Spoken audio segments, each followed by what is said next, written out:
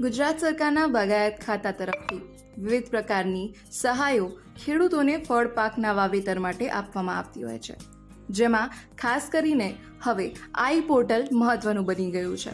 આજે આપણે જાણીશું કે આઈ પોર્ટલનો ઉપયોગ કેવી રીતે કરવો અને તેમાં અરજી કરવા માટે કઈ કઈ બાબતોનું ધ્યાન રાખવામાં આવે છે.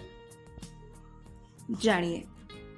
મારું નામ પ્રજાપતિ હાર્દિક છે અને અહીંયા ઇન્ચાર્જ મદદનીશ બાગાયત નિયામક મહેસાણા તરીકે ફરજ બજાવી રહ્યો છું. નાયબ બાગાયત નિયામકની કચેરી મહેસાણા. બાગાયત ખાતા ગુજરાત રાજ્યમાં જે ફળ પાક બાબતે જણાવું કે ભાઈ બાગાયત એટલે શું. બાગાયત એટલે કે ભાઈ લીંબુ, આંબા, જામફળ, કરમડા, ફાલસા, જાંબુ આ બધા જે ફળ પાકો છે એ તમામ ફળ પાકોને આપણે બાગાયતમાં આવરી લઈશું. તેમ તદુપરાંત શાકભાજી તમામ પ્રકારની વેલાવાળા શાકભાજી કહો તમે તે શાકભાજીના પણ આપણે બાગાયતમાં લઈએ છીએ. અને મરી મસાલા અને ફૂલો આ તમામ ચારેનું સંયોજન એટલે બાગાયત. વિવિધ સહાયકી યોજના હોય છે. ફર્સ્ટ ઓફ તો આપણે ફળ પાક વિશે જાણી લઈએ. તો જેમ કે કોઈ ખેડૂતને આંબળા વાવવા છે, આંબા કરવા છે, તો એમાં આપણે વિવિધ પ્રકારની યોજનાઓ અમલમાં મૂકીએ છીએ. આ યોજના આપણા આ ખેડૂત પોર્ટલના માધ્યમથી ખેડૂત જાણી શકે છે. ત્યાં અમે ગ્રામ સેવક, વીસી અથવા તો ગામના સરપંચ થ્રુ અમુક પેમ્પલેટો બનાવીએ છીએ યોજનાકીય, અને તેના થ્રુ અમે જ્યારે બી યોજનાકીય ચકાસણીમાં ક્ષેત્રીય સ્થળે જઈએ, તાલુકા ગામડે, તો ખેડૂતોને અમે યોજનાકીય માહિતી પેમ્પલેટ થ્રુ પણ આપીએ છીએ. અને આ ખેડૂત પોર્ટલ ઉપર અરજી કરવાનું મુખ્ય સોર્સ છે. કોઈ બી ખેડૂત હોય તો સૌપ્રથમ ખેડૂતે શું ડોક્યુમેન્ટ જોવે આ ખેડૂત પોર્ટલ પર, તો 7/12 ચાલુ વર્ષના 8 તેમની આધાર કાર્ડની નકલ અને જે બેંક પાસબુકની નકલ જે લિંક થયેલી હોય આધાર કાર્ડ સાથે, કેવાયસી અપડેટ હોય એ ટાઈપની બેંક ડિટેલ આપવી. કારણ કે અત્યારે રાજ્ય સરકારની તમામ યોજના આધાર બેઝ થઈ ગયેલો હોવાથી બેંક કેવાયસી અપડેટ થવું જરૂરી છે. હવે ખેડૂતને પ્રશ્ન થાય કે મારા પાસે ઇન્ટરનેટ કનેક્શન નથી તો શું કરવું મારે? તો ખેડૂત ગામના વીસી થ્રુ અથવા તો જે સરપંચની ઓફિસ હોય ત્યાં તલાટી શ્રી બેસતા હોય, તલાટી કમ મંત્રી, ત્યાં એમને વીસી દરેક ગામમાં ફાળવેલ હોય છે, તે વીસી થ્રુ એ અરજી કરી શકે છે. અથવા તો ખેડૂત જાણકાર હોય મોબાઈલ એપ્લિકેશન બી આ ખેડૂત પોર્ટલ પર ડાઉનલોડ કરીને એમાં પણ અરજી કરી શકે છે. હવે અરજી ઓનલાઈન થાય એટલે એમાં વીસી ખેડૂત પાસેથી 7/12 8 અગાઉ જણાવ્યા મુજબ એના પાસે ડોક્યુમેન્ટ માગશે, આધાર કાર્ડ અને પાસબુકની બેંક પાસબુકની નંબર. અરજી થઈ ગઈ. હવે અરજી થાય એટલે પ્રિન્ટ કાઢવી ફરજિયાત છે.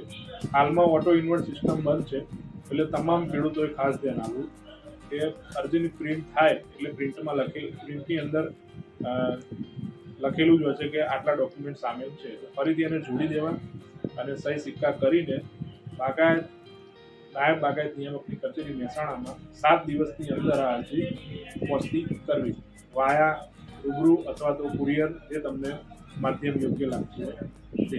કારણ કે અરજી ઓટો ઇન્વર્ટ નથી, આ ખાસ ધ્યાન લેવું. હવે અરજી ઇન્વર્ટ થાય પછી અત્રેની કચેરીમાં ઇન્વર્ટ થાય છે અને ઓનલાઈન ચડાવવામાં આવે છે. એટલે જેવી ઓનલાઈન ચડે એટલે ખેડૂતનો મેસેજ જાય છે, ટેક્સ્ટ મેસેજ, કે આપની આ ફલાણા એપ્લિકેશનની નંબર અરજી ઇન્વર્ટ થઈ ગઈ છે. આ પ્રથમ સ્ટેજ છે. ત્યારબાદ દ્વિતીય સ્ટેજ એ આવે કે યોજનાકીય લાભ લેવો હોય તો અમુક ગવર્મેન્ટની ઠરાવની શરતો બોલીઓ હોય છે. એ શરતો બોલીઓમાં ખેડૂત ચકાસણી થતી હોય છે ઓનલાઈન. જો એમાં એલિજિબલ થાય ખેડૂત, તો એલિજિબલ થયા પછી અમે એને મંજૂરી પત્ર કાઢતા હોઈએ છીએ. અને મંજૂરી બી નીકળે એનો બી ખેડૂતને ટેક્સ્ટ મેસેજ જાય છે ફરજિયાત. ત્યારબાદ અમે એને મંજૂરી પત્ર અને જે બી યોજનાનો લાભ લીધો હોય એ યોજનાનું ફોર્મ એક અમે બનાવેલા હોય છે, ફોર્મેટ અલગ, એ અમે હાર્ડ કોપી એમને મોકલી આપીએ છીએ. ત્યારબાદ ખેડૂતના ટપાલ થ્રુ અમે આ જે ફોર્મ અને મંજૂરી પત્ર મોકલીએ, ત્યારબાદ ખેડૂતને મળી જાય. અને ખેડૂતને મળ્યા બાદ એ ફોર્મમાં જે એમના તલાટીના સહી સિક્કા હોય છે અને અમે સામે રાખેલા હોય છે ડોક્યુમેન્ટ, એ અમને એટેચ કરવાના હોય છે. યોજના વાઇઝ બધા ડોક્યુમેન્ટ અલગ અલગ હોય છે. આ થઈ પ્રોસેસ. અને માની લો ખેડૂતને હવે તો એ આંબળાનું વાવેતર કર્યું 1 વીઘા, તો અમે અંદર ડોક્યુમેન્ટ શું માગેલ છે એ ફોર્મમાં જણાવેલ છે. તો એ ખેડૂત એમાં પ્રમાણે વાંચી લે અને ફોર્મ ગુજરાતીમાં જ હોય છે, સ્પષ્ટ ગુજરાતી ભાષા, એટલે એમાં કોઈ પ્રશ્ન આવતો નથી ખેડૂત ભાઈ. તો એ વાંચી લે, ડોક્યુમેન્ટ અટેચ કરી લીધા, તલાટીના સહી સિક્કા થઈ ગયા, બધું થઈ ગયું, પછી અહીંયા જમા કરાવવાનું હોય છે. ત્યારબાદ અમારા જે તે તાલુકાના અધિકારી હોય એ રૂબરૂમાં સ્થળ ચકાસણી કરતા હોય છે અને એમના ઓનલાઈન નોટ કેમ્પ જેવું અમારું સોફ્ટવેર છે, એમાં ખેડૂત સાથે ઉભા રહીને કાતે ખેડૂતોને ખેતર બતાવી ક્ષેત્રીય ચકાસણી થઈ જાય. ત્યારબાદ અહીંયા આવીને જે પ્રોસેસ કરવાની હોય પેમેન્ટની એ થાય છે. ત્યારબાદ ક્ષેત્રીય કક્ષાના અધિકારીઓ બીજા ત્રીજા દિવસે પેમેન્ટની કાર્યવાહી કરે છે જો યોગ્ય કેસ.